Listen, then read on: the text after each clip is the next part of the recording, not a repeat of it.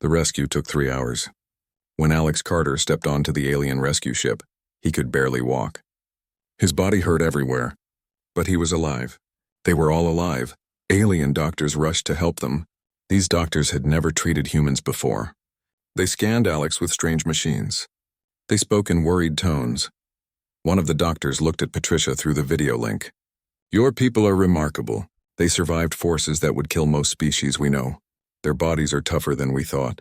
Patricia smiled. "We are full of surprises." Alex was taken to a medical room. The bed was not made for humans, but it was comfortable enough. He lay there thinking about what had just happened. They had destroyed their ship. Humanity's best and only deep space vessel was gone, but 3,000 people were alive because of it. Was it worth it? Yes, without question, yes. Dr. Gregory Walsh was in another room. Alien engineers were asking him questions.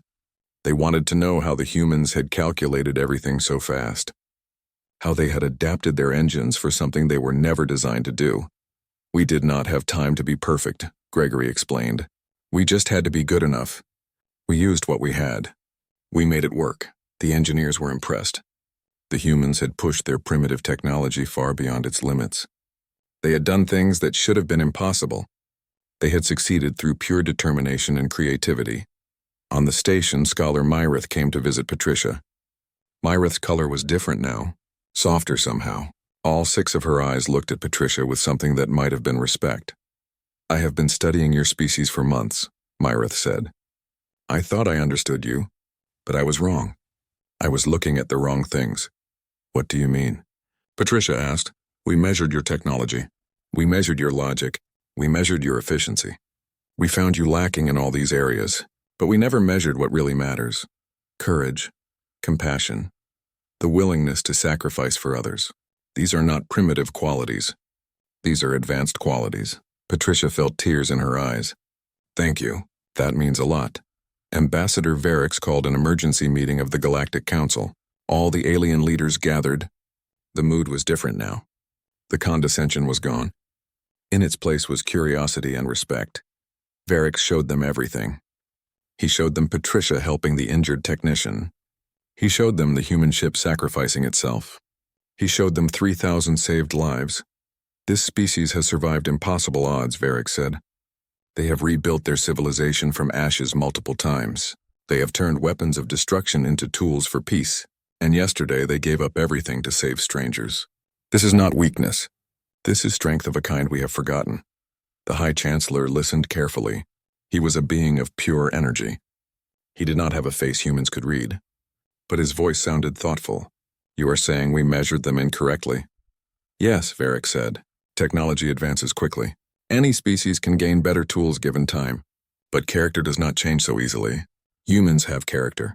They have values that drive them to do extraordinary things." Officer Kelrin spoke next. His color was a beautiful mix of gold and green. "I was skeptical of humans. I thought they were illogical and inefficient.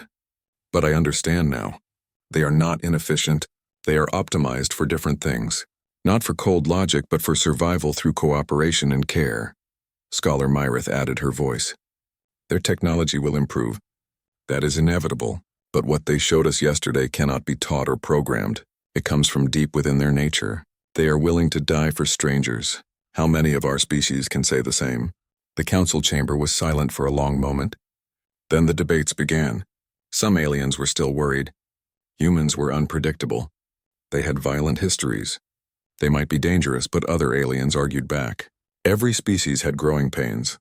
Every species had made mistakes.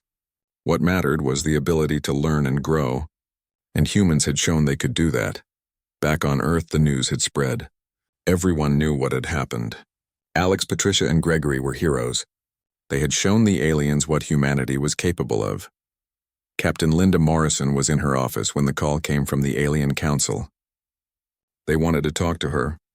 They wanted to know more about human values and culture. Morrison answered their questions honestly.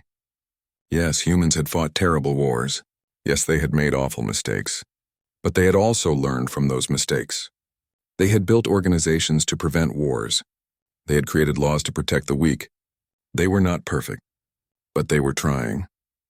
On the rescue ship, Alex sat in the observation room. He looked out at the stars. Patricia found him there. She sat down next to him without saying anything at first. "We lost our ship," Alex finally said. "We destroyed humanity's best hope for space exploration."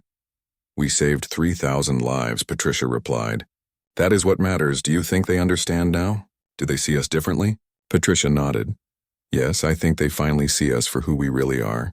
Not weak or primitive, but human. And that means something." Ambassador Varix came to visit them. He asked permission first. Then he sat with them in the observation room. He looked out at the stars with them. "I owe you an apology," Varix said. "When I first met your species, I thought you were weak. I thought your short lives and fragile bodies made you inferior." "I was wrong," Alex looked at the alien. "What changed your mind?" "You showed me that strength takes many forms. You are not weak because you can be hurt. You are strong because you act despite the danger. You are not weak because your technology is limited. You are strong because you push past those limits." Patricia smiled. "We did not do it to impress you. We did it because it was right, I know," Varix said. "And that is what makes you remarkable. You do not calculate benefits. You do not weigh costs. You see someone in need and you help, even if it costs you everything." The three of them sat together in silence for a while. Human and alien, understanding each other a little better now. In the council chamber, the debates continued for hours. But slowly minds were changing. The aliens were beginning to see humanity in a new light. A representative from the Delvian collective stood up. His species had been against accepting humans. But now he spoke differently. "I voted against humans because I feared them. They push boundaries. They take risks. They refuse to accept limits. But maybe that is exactly what the galaxy needs. Maybe we have become too comfortable, too safe, too afraid to take chances." Other aliens nodded. They were starting to understand. Humanity brought something new to the galaxy, not just technology or resources, but a different way of thinking. A different way of being. The High Chancellor spoke again. "We will vote soon, but I want to say this first. These humans have taught us something important. We have been measuring species by their tools and their logic, but maybe we should measure them by their hearts, by their willingness to help others, by their courage in the face of impossible odds." Gregory Walsh listened to this speech through the translation device. He felt pride swell in his chest. They understood. Finally, the aliens understood what it meant to be human. Officer Kelrin came to the medical bay to check on the human crew. His color was the brightest gold Patricia had ever seen. That meant he was happy. "The council is going to vote tomorrow," he said. "I think you will be pleased with the result." Alex sat up in his bed. "Are they going to accept us?" Kelrin's color shifted to a pattern that Patricia had learned meant yes. "I believe they will. You showed us who you are. You showed us what really matters." And we were impressed. That night, the humans on the rescue ship could not sleep. Tomorrow would decide humanity's future. Would they be accepted into the galactic community? Would they be allowed to explore the stars? But even if the answer was no, they had already accomplished something important. They had shown the galaxy that humans were not weak. They were brave. They were kind. They were willing to sacrifice everything for others. That was worth more than any technology or any weapon. That was the true measure of a great species. The stars looked different now. Alex Carter stood on the bridge of the human spaceship and watched the alien vessel come closer. It was huge. Much bigger than anything humans had ever built. The ship seemed to glow with strange lights that hurt his eyes when he looked at them for too long. Alex was nervous. His hands felt cold even though the bridge was warm. This was the moment everyone on Earth had been waiting for. First contact with aliens, real aliens from another world. Next to him, Commander Patricia Hayes checked her equipment one more time. She had been working day and night to learn how to talk to the aliens. Their language was strange. It was not like any human language. It used sounds and also feelings somehow. Patricia had spent 3 days without sleep trying to figure it out. On the other side of the bridge, Dr. Gregory Walsh was reading through his notes again. He was the language expert. He had helped Patricia understand the alien messages. Gregory was tired. His eyes were red from staring at computer screens for so long. But he smiled when he looked up. They had done it. They could now talk to beings from another planet. Far away from the human ship, on a space station that orbited Earth, Ambassador Varix watched the humans through his sensors. Varix was not human. He came from a race called the Zeltharians. His body was made of energy held together by magnetic fields. He could see things humans could not see. He could hear sounds humans could not hear. Barracks had 2 other aliens with him. One was Officer Kelrin. Kelrin looked like a big blob of clear jelly. His body changed colors when he had different thoughts. Right now, Kelrin was dark blue. That meant he was curious but also a little bit worried. The 3rd alien was Scholar Myrith. She had 6 eyes and many arms. She came from a world where creatures needed to watch in all directions at once. Myrith was smart. She had studied hundreds of different species. She thought she already knew everything about humans. "Look at them," Varric said to his companions. "They are so primitive. Their ship runs on explosions. Controlled explosions, but still just explosions. They have not learned how to bend space or manipulate gravity." Kelrin's color shifted to purple. "That is true. And their bodies are so weak. A small change in air pressure causes them pain. They need to eat food every few hours or they get sick. They can only live for about 80 of their years if they are lucky." Myrith looked at her data screen with 3 of her 6 eyes. "I have been reading about their history. They fight wars all the time. They have weapons that can destroy their whole planet, and they almost used them several times. They are violent and dangerous, but they survived," Varric said slowly. "That is interesting. Most species destroy themselves when they develop such weapons, but humans did not. They came close, but they did not." On the human ship, Captain Linda Morrison spoke from her command chair. "All right, people. This is what we trained for. Remember, we represent all of humanity today. Let us show them who we are." Alex guided the ship toward the docking port. The alien ship opened up like a flower. The inside glowed with more of those strange lights. Alex could see a huge room inside. It looked like it went on forever. The walls seemed to curve in ways that made no sense. The docking was smooth. Alex was good at his job. He had practiced this 1,000 times in simulations. But this was real. His heart beat fast in his chest. Captain Morrison stood up. She straightened her uniform. Patricia and Gregory joined her at the airlock door. They put on their helmets. The air in the alien ship might be safe for humans, but they were not taking chances. Alex stayed at his station. His job was to watch everything. If something went wrong, he would pull them back. He watched the captain and the others walk through the airlock. The door closed behind them with a soft hiss. Inside the alien ship, Patricia felt dizzy. The gravity was different here. Not much different, but enough to notice. The air tasted strange through her helmet filters. Everything smelled like metal and something else she could not name. Then she saw them. The aliens. Ambassador Varric appeared first. He looked like a ball of light with a face made of electricity. Next came Kelrin, the jelly creature. He moved by flowing across the floor. Last was Myrith, with her 6 eyes all looking at the humans at the same time. Captain Morrison took off her helmet slowly. She had been told the air was safe. She breathed in. It smelled strange, but it was okay. She looked at Ambassador Varric and spoke. "Thank you for meeting with us. We come in peace. We want to learn from you and maybe teach you about us too."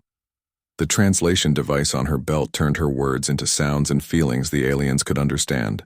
Gregory had built the device using what Patricia had learned about their language. Varric studied the human captain. She was small compared to many species he knew. Her body looked soft and easy to hurt. She needed clothes to protect her skin. She needed that device on her belt just to breathe safely. Everything about her seemed weak, but there was something in her eyes. Something Varric had not expected. The captain was not afraid. Or if she was afraid, she did not show it. She stood straight. She looked at him directly. She spoke with confidence. "Welcome," Varric said. His voice came out as vibrations in the air. The human translation devices turned it into words they could understand. "We are pleased to meet you. Your species has achieved much for being so young." Kelrin shifted his colors to green. That meant he was trying to be friendly. "Your journey here was difficult, yes? Your ships are not built for such long travels." "It was challenging," Captain Morrison agreed. "But we wanted to meet you. We wanted to see if we could be friends." Myrith moved closer. Her 6 eyes examined the humans carefully. "Friends, that is an interesting word. Tell me, do your people have many friends among your own kind?" Patricia answered this time. "We have had our problems, wars and conflicts. But we are learning. We are trying to do better," Gregory added. "Our history is not perfect, but we have come far. We used to fight over everything.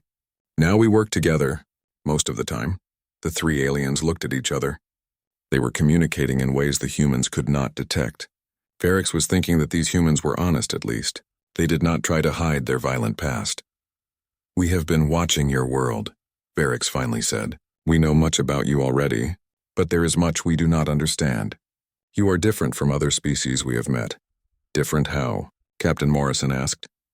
"Most species we know are either very peaceful or very aggressive. You are both. You fight terrible wars, but then you help your enemies recover afterward. You destroy, but then you build. You are a puzzle. Maybe that is what makes us human," Patricia said quietly. "We contain contradictions. We can be our own worst enemy and also our own greatest friend." Back on the human ship, Alex watched the meeting through the video feed.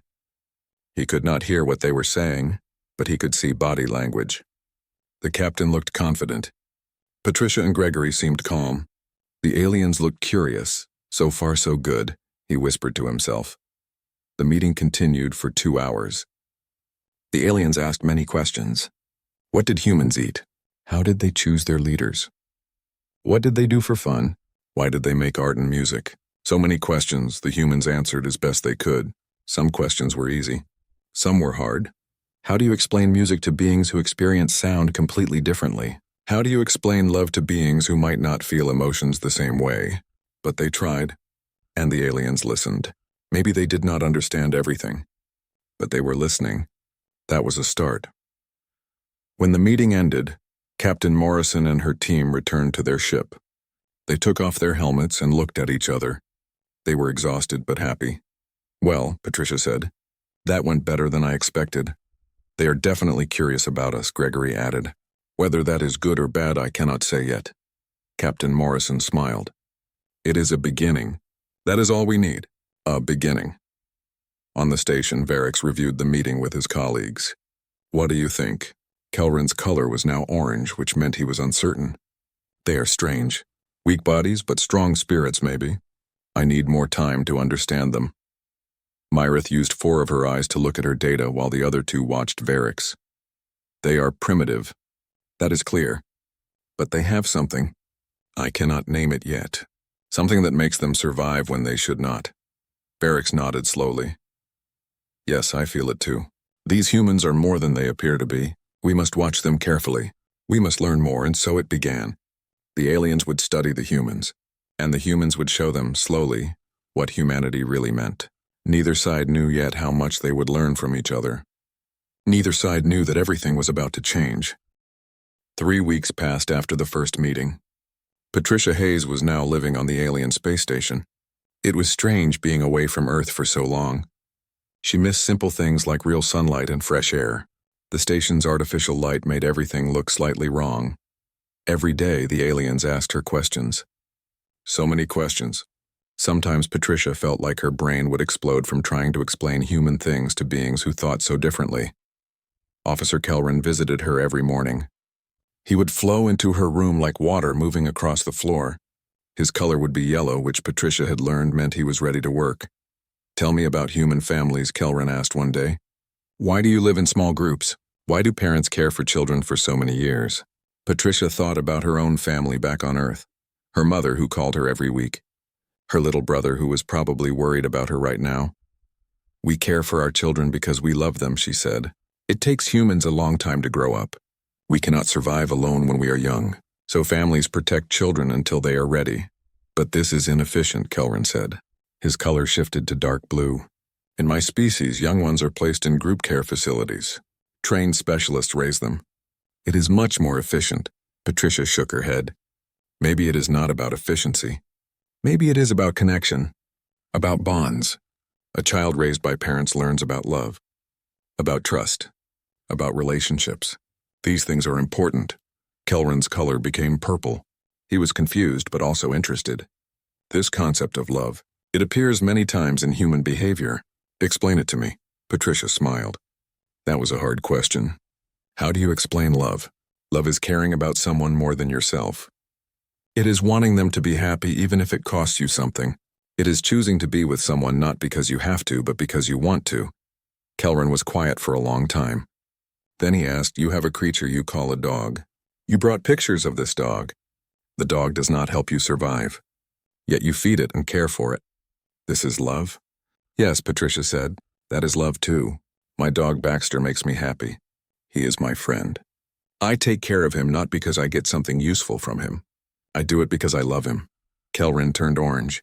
This was very strange to him, but he was trying to understand.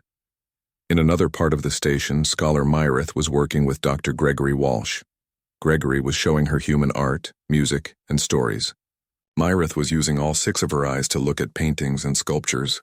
Why do humans make art? Myrith asked. It serves no practical purpose. It does not help you survive. Gregory smiled. He was used to this question. Art makes life worth living. It expresses feelings that words cannot express. It shows beauty and meaning. He played a piece of music for her. It was Beethoven's 9th Symphony. The sounds filled the room. Gregory watched as Myrith listened with what he thought might be all 6 ears. The mathematics of this sound pattern are elegant, Myrith said. But humans cry when they hear this. Why? It is just organized vibrations in the air. Gregory tried to explain. Music touches something deep inside us. It connects to emotions. This piece was written by a man who was going deaf. He could barely hear his own music. But he still created something beautiful. When we listen to it, we feel his triumph over hardship. We feel hope. Myrith was quiet. She was thinking. 2 of her eyes looked at Gregory while the other 4 looked at the data about the symphony. Your species values emotion very highly, she finally said. Most advanced species we know have moved beyond emotion. They use pure logic. Maybe we are advanced in a different way, Gregory said. Maybe understanding emotions is its own kind of intelligence. Back on Earth, Alex Carter was in a meeting with other human leaders. They were watching reports from Patricia and Gregory. Everyone wanted to know what the aliens thought of humanity. Captain Linda Morrison was leading the meeting. She looked tired. She had been coordinating between the station and Earth for weeks. The aliens think we are primitive, she said. They think we are weak. They are surprised we have not destroyed ourselves yet. Alex frowned. Are they going to let us join their council? Are they going to let us explore space? We do not know yet, Captain Morrison said. They are still deciding. They need to understand us better first. One night on the station, something happened that changed everything. Patricia was sleeping when alarms started blaring. She jumped out of bed and ran to find out what was wrong. In the engineering section, there had been an accident. Some equipment had exploded. A Zeltharian technician was hurt. Not badly, but he needed help. Patricia did not think. She just acted. She grabbed a medical kit and ran to help. The Zeltharian was different from humans. His body worked in different ways. But Patricia had studied alien biology. She knew some things that might help. She worked with the station's medical computer. Together, they figured out how to stabilize the injured technician. Patricia stayed with him for hours. She monitored his vital signs. She adjusted the treatments when needed. Ambassador Varix arrived to check on the situation. He found Patricia still there at 3 a.m. She looked exhausted. You should rest, Varix said. We have medical staff arriving soon. I want to make sure he is stable first, Patricia said. She did not look away from the monitors. Why are you doing this? Varix asked. This being is not human. Helping him does not benefit your species evaluation. Patricia looked at Varix then. Her eyes were tired but clear. Because he needed help and I could help him. Is not that enough? Varix did not answer. He was thinking. This human had given up her sleep to help an alien she barely knew. She gained nothing from this. It was not logical, but somehow it felt important. The next day, Patricia finally went back to her room to sleep. When she woke up, she found Officer Kelrin waiting for her. His color was bright green. That meant he was happy or pleased. The technician you helped is recovering well. He asked me to thank you. Patricia smiled. I'm glad he is okay. Kelrin's color shifted to a pattern Patricia had not seen before. It was green mixed with gold. I think I understand now. What you told me about love, about caring for others, you showed me instead of just telling me. Patricia was surprised. She had not been trying to teach a lesson. She had just been helping someone who needed help. Kelrin continued. In my species, we would have waited for the medical staff. It would have been the efficient thing to do. But you did not wait. You helped because you could help. This is very human, I think. Yes, Patricia said quietly. I guess it is. In the council chamber, the alien leaders were meeting. They were discussing what they had learned about humans so far. Scholar Myrith spoke first. Their technology is primitive. Their bodies are weak. They are violent and unpredictable. Based on normal criteria, we should not allow them to join the galactic community. But there was something else in her voice.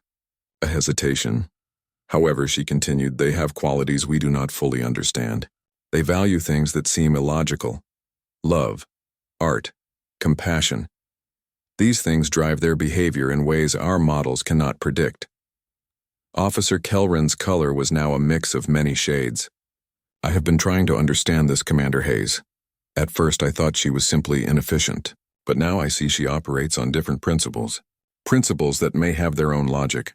Ambassador Varix listened to his colleagues. He had been thinking about Patricia's question. Because he needed help and I could help him. Is not that enough? For humans, apparently it was enough. They did not need complex reasons to help others. They just helped. It was part of who they were. We need more time, Varix said. We need to see more of how they behave, how they think, what they value. We are missing something important about this species. The other aliens agreed. They would continue watching. They would continue learning. And they had no idea that very soon, they would see something that would change their minds about humanity forever. The emergency alarm woke everyone on the station. Patricia jumped out of bed. Her heart was racing. Something bad was happening. She ran to the command center. Aliens were rushing around everywhere. Screens showed red warning symbols. Patricia found Dr. Gregory Walsh already there. His face was pale. What is happening? She asked. Gregory pointed at a large screen. An asteroid. A really big one. It is going to hit a mining colony. 3,000 people live there. Families, children.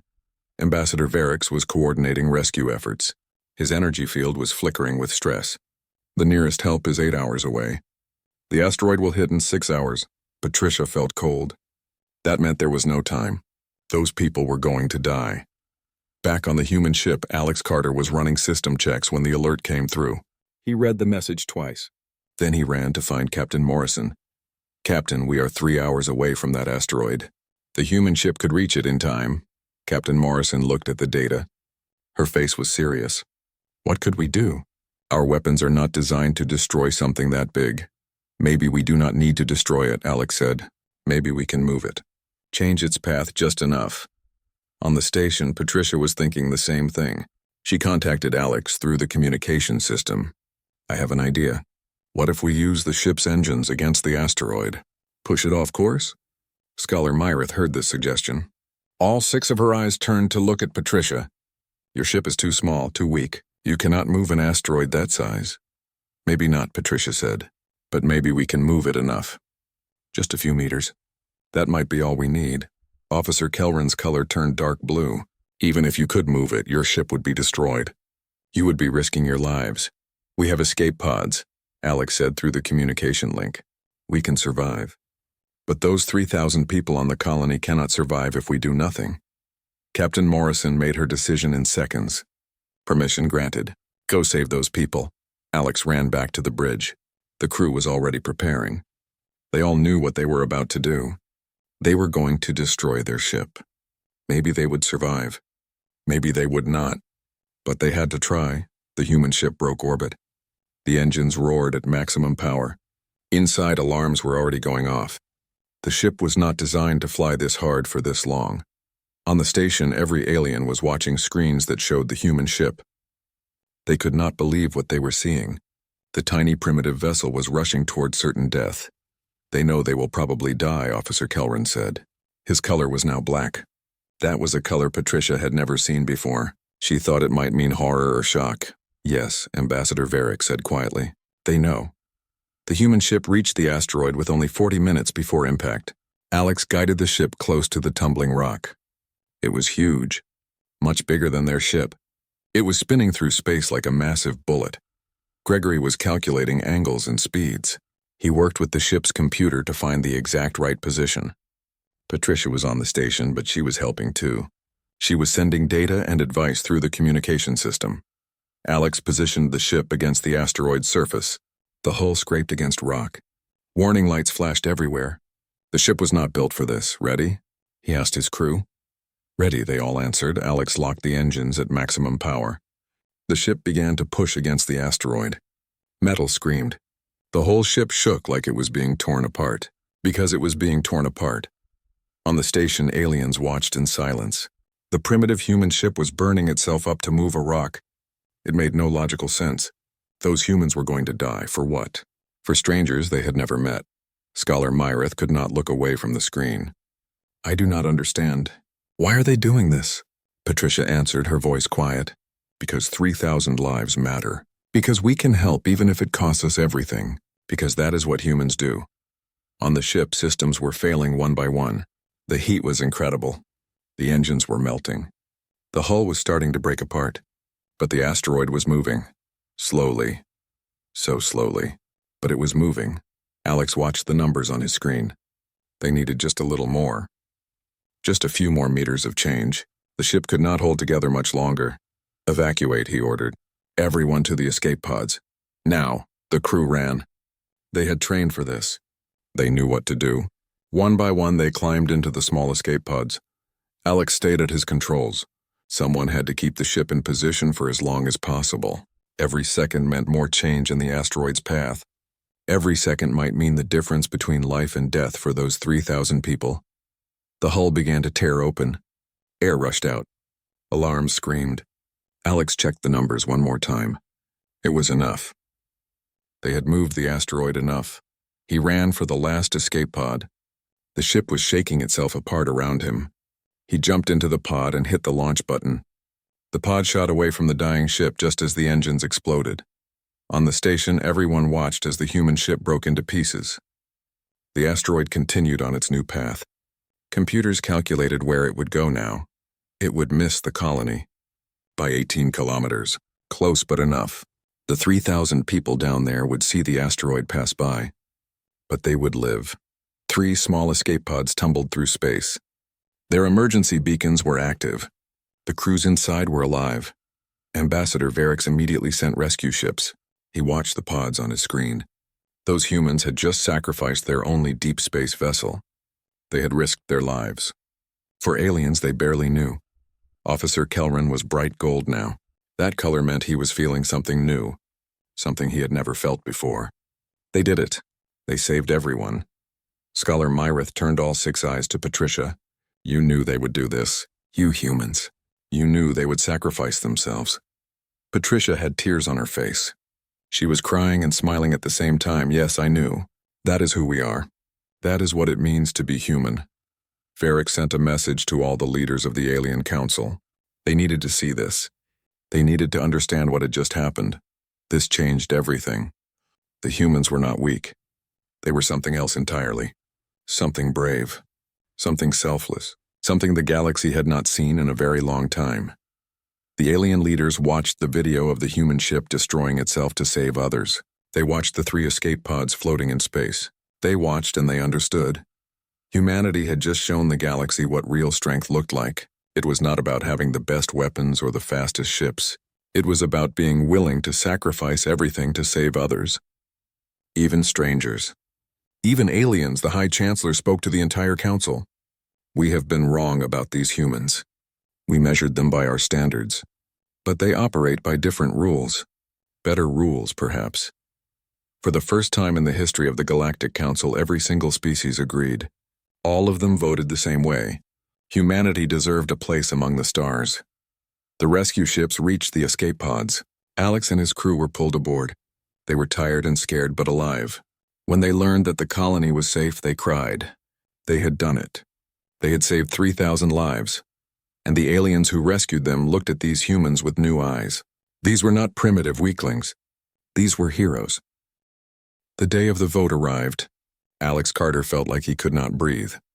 He stood in a waiting room with Patricia Hayes and Dr. Gregory Walsh. Captain Linda Morrison was there too. She had come from Earth for this moment. They could see the council chamber through a large screen. All 47 alien species were there. Their leaders sat in a huge circle.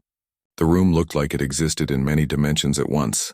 Human eyes could not quite understand what they were seeing. The High Chancellor began to speak. His voice filled the chamber like music. We have observed humanity for nearly one of their years. We have studied their history, their technology, their culture. Today we decide, should they join the galactic community? Ambassador Varric stood to speak first. 6 months ago I prepared a report. I recommended that humans be kept away from the rest of the galaxy. I thought they were too primitive, too dangerous, too violent. I was wrong. He showed images on the screen. Patricia helping the injured technician. The human ship dying to save the colony. Alex and his crew in their escape pods. Humans are not advanced by our measurements, Varric continued. Their ships are slow. Their weapons are primitive. Their bodies are fragile. But they have something many of us have lost. They have courage. They have compassion. They have the willingness to sacrifice everything for strangers. These qualities are more valuable than any technology. Scholar Myrith spoke next. I have studied hundreds of species. I thought I could predict human behavior by their history and biology, but humans surprised me again and again. They do not follow normal patterns. They act from the heart as much as from the mind. This makes them unpredictable, but it also makes them remarkable. Officer Kelrin stood. His color was bright gold. I have learned much from Commander Hayes. She taught me about love, about caring for others without expecting anything in return. These concepts were strange to me at first, but now I understand their value. A civilization built on such principles is strong in ways we have forgotten. Not all the aliens agreed. Some still had concerns. One representative stood up. His species was very logical, very careful. Humans are young, he said. They still fight among themselves. They still have poverty and crime. They have not solved basic problems.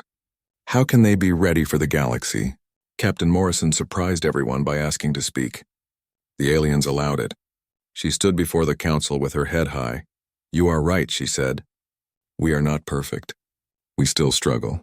We still make mistakes. But we keep trying. We keep learning. We keep reaching for something better. Is not that what matters? Not where you are, but which direction you are moving. Another alien stood. This one was from a species that valued peace above all else. Humans have a violent history. What guarantee do we have that they will not bring that violence to the galaxy? Patricia asked to speak too. The council allowed it.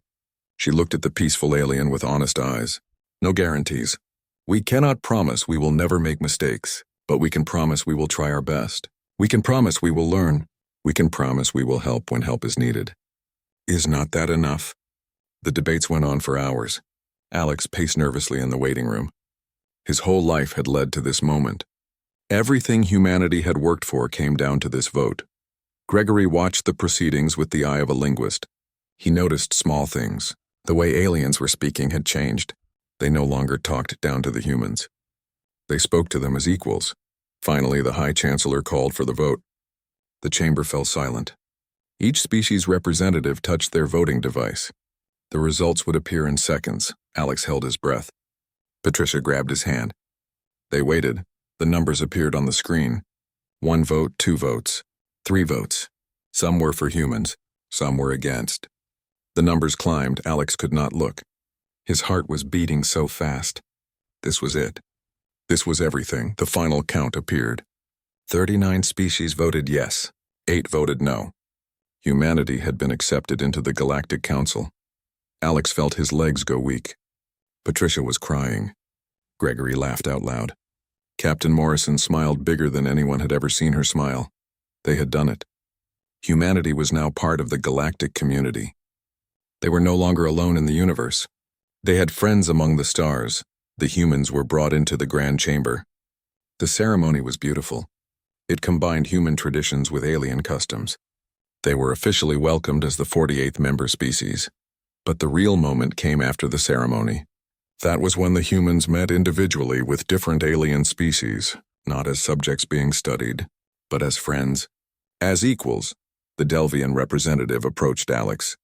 This species had voted against humans at first, but the representative looked at Alex with respect now. Your determination impressed me. I voted against you not because you were weak. I voted against you because you were strong. You push boundaries.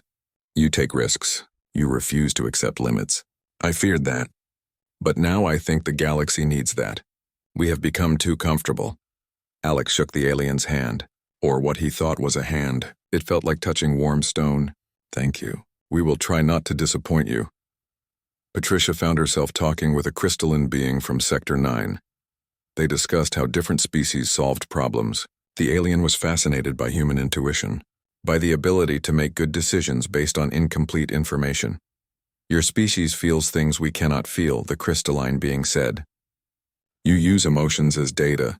We have always seen emotions as weaknesses, but perhaps we were wrong. Perhaps emotions are another form of intelligence. Gregory discovered he was famous among alien academics. His work on communication between species had opened new areas of research. Aliens wanted to learn from him. He was invited to teach at their universities. Ambassador Varix pulled Captain Morrison aside. They walked to a quiet corner of the chamber. Varix wanted to talk privately.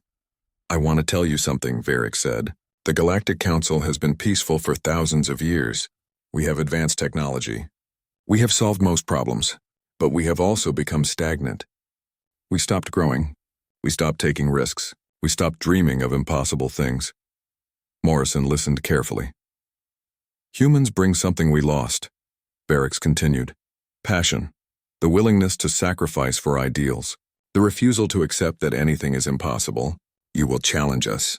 You will push us. You will remind us that there is always more to discover." "The Council needs that?" Morrison asked. "Desperately," Varix said. "We need it desperately." That night the humans celebrated. They were tired but happy. They had achieved something incredible. Humanity was now part of something bigger than itself. Alex found himself back at the observation window, looking at Earth in the distance, that beautiful blue planet that had given birth to a species that refused to give up, that kept trying no matter how hard things got. Patricia joined him. She always did. "We did it," she said softly. "This is just the beginning," Alex said. "Now we have to prove we deserve this. We have to show them what humans can really do." "We will," Patricia said with confidence. "Because that is what we do. We overcome, we adapt, we survive. We reach for the stars and we do not let go." Gregory joined them. Then Captain Morrison, then even Ambassador Varix came. They stood together at the window, human and alien, looking out at the universe. The universe did not seem so scary anymore. It was still huge, still full of unknowns, but it was also full of friends, full of possibilities. Scholar Myrith arrived with news. "The Council has given humanity its first mission. You will join 3 other species on an exploration of an uncharted sector. They want to see how humans approach discovery." Captain Morrison grinned. "When do we leave?" "As soon as Earth can build a new ship. The Council is sharing technology. You will build something that combines human innovation with alien engineering."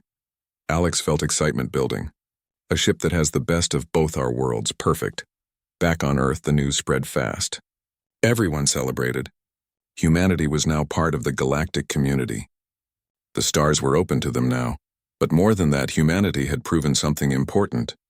They had shown that strength was not just about technology or weapons. Real strength came from character, from courage, from the willingness to help others even at great cost. The day aliens stopped seeing humanity as weak was not the day humans showed superior technology. It was the day they showed superior character. The day they proved that being human meant something special, and it was only the beginning of the adventure. 6 months after the vote, everything had changed. Alex Carter stood on the bridge of a new ship. Not the old destroyed vessel, but something better. Something that combined human engineering with alien technology. The ship was called the Unity. It was bigger than any human ship before. Faster, too. It had engines that could bend space. It had shields that could protect against almost anything. But it also had something purely human. A heart.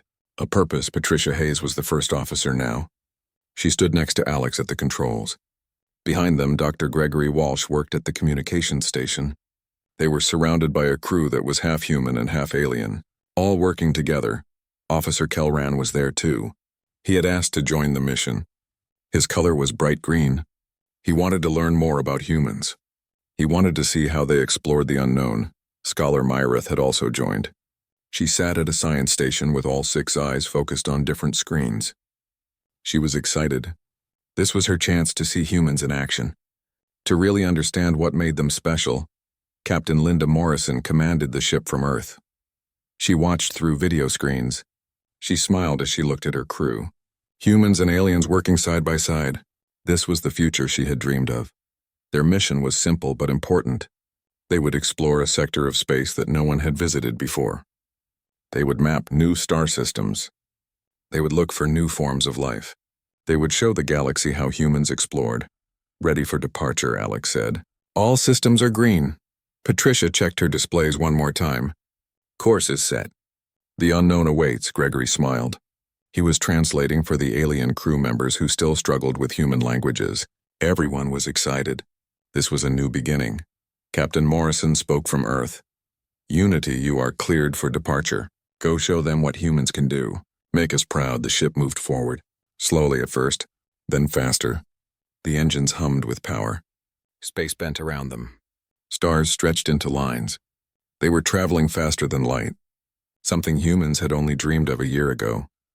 On the bridge, Alex felt tears in his eyes. This was real. They were really doing this. Humanity was exploring the stars. Their first week was spent learning to work together. Humans did things differently than aliens. They made decisions based on intuition sometimes. They took breaks to tell stories and laugh. They formed friendships quickly. The alien crew members found this strange at first, but they also found it interesting. Officer Kelrin spent hours talking with Patricia about human customs. Why did humans shake hands? Why did they celebrate birthdays? Why did they care so much about remembering the past? Patricia tried to explain. We shake hands to show trust. We celebrate birthdays to show people they matter. We remember the past so we can learn from it and honor those who came before us. Kelrin's color shifted to purple. He was thinking deeply. These are all about connection. About bonds between individuals. You value relationships very highly. Yes, Patricia said, because we are stronger together than alone. In the second week, they found something interesting. A planet in an unexplored system. Scans showed it had life. Simple life, but life nonetheless. The crew got excited. Scholar Myrith suggested they send probes first. Study the planet from orbit. That was the safe approach. The logical approach. But Alex had another idea. What if we go down there, see it with our own eyes? Myrith was concerned. That is risky. We do not know what is down there. Patricia smiled. That is what makes it an adventure. They sent both probes and a landing team. The team included Alex, Patricia, Gregory, Kelrin, and Myrith. They landed in a clearing near what looked like a forest. The planet was beautiful. The sky was purple. The plants were blue and silver. Strange creatures flew through the air on wings that looked like colored glass. Gregory was taking pictures of everything. This is amazing. Life evolved here completely differently than on Earth. But it is still life. Myrith was collecting samples. Her 6 eyes were all focused on different things. I have never seen anything like this. The diversity is incredible. Kelrin flowed across the strange ground. His color kept changing as he experienced new sensations. Everything here is new. Everything is a discovery. Alex and Patricia walked together through the alien forest. They felt like children again. Everything was exciting. Everything was wonderful. This is why we explore, Patricia said. Not just to gather data, but to see, to experience, to feel wonder. Myrith heard this. 2 of her eyes turned to look at Patricia. I am beginning to understand. You do not explore just to gain knowledge. You explore because it makes you feel alive. Yes, Gregory said. Exactly. We explore because it reminds us how big the universe is, how much there is to learn, how many wonders exist. They spent hours on the planet. They discovered new plants and animals. They mapped the landscape. They collected samples. But more than that, they experienced something together, human and alien sharing wonder and discovery. When they returned to the ship, Myrith sent a report to the Galactic Council. Her report was different from her usual scientific documents. She wrote about more than just data. She wrote about the experience, about how the humans approached exploration with joy and wonder, about how that joy was contagious. The mission continued for months. They discovered 3 more planets with life. They found ancient ruins from a civilization that had died out millions of years ago. They mapped star systems and nebulas. They collected more data than anyone had expected. But the real success was not the data. It was the friendships formed, the understanding built between species, the proof that humans and aliens could work together, could learn from each other, could become friends. One night, the crew gathered in the common room. Humans and aliens together. They shared stories. The humans told tales of Earth, of mountains and oceans, of the first time humans looked up at the stars and dreamed of reaching them. The aliens told their own stories, of worlds so different from Earth that humans could barely imagine them, of civilizations that had risen and fallen, of discoveries that changed everything. Officer Kelrin had changed during the mission. His colors were different now, more varied, more alive somehow. He had learned to appreciate human ways of doing things, not as illogical but as different. As valuable Scholar Mirith had changed too. She still valued logic and efficiency, but she also now valued emotion and intuition. She had learned that there were many forms of intelligence, many ways to understand the universe. When the mission finally ended, the Unity returned to Earth orbit. The crew had been gone for 8 months. They had accomplished everything they set out to do and more. Captain Morrison welcomed them back. She looked at the reports with pride. You did more than explore new worlds. You built bridges between species. You showed everyone that cooperation is possible, that friendship is possible. Alex looked out at Earth one more time. That beautiful blue planet looked different now. Not smaller, but part of something bigger. Earth was no longer alone. Humanity was no longer alone. Patricia stood beside him. She smiled. We did it. We really did it. This is just the beginning, Alex said. There are so many more stars to explore. So many more friends to make. Gregory joined them. Ambassador Varick sent a message. He says the Galactic Council wants to plan more joint missions. They want humans involved in everything now because we proved ourselves, Patricia said. No, Gregory said, because we showed them what they were missing. We reminded them what exploration should be about. Not just gathering facts, but experiencing wonder. Officer Kelrin and Scholar Mirith came to say goodbye. They were returning to their homeworlds. But they promised to return. They wanted to work with humans again. You have taught me much, Kelrin said. His color was a beautiful mix of gold and green. I came on this mission to study humans. I leave as your friend. Mirith spoke with all her eyes looking at the humans. I spent months trying to understand your species through logic and analysis. But I learned more by simply being your friend. Thank you for that. The humans hugged their alien friends. It was awkward. Kelrin did not have arms. Mirith had too many arms, but it felt right anyway. That night, Alex, Patricia, and Gregory sat together looking at the stars. They had changed. They were no longer the same people who had first met the aliens a year ago. They had grown. They had learned. They had become part of something bigger. The aliens had changed too. They no longer saw humans as weak or primitive. They saw them as brave, as kind, as valuable members of the galactic community. The day aliens stopped seeing humanity as weak was the day humans showed their true strength.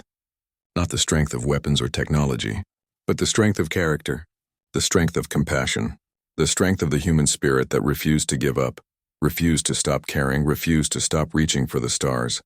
And now, together, humans and aliens would explore the universe. Not as separate species, but as friends, as partners, as one galactic community reaching for the future together. The adventure had only just begun.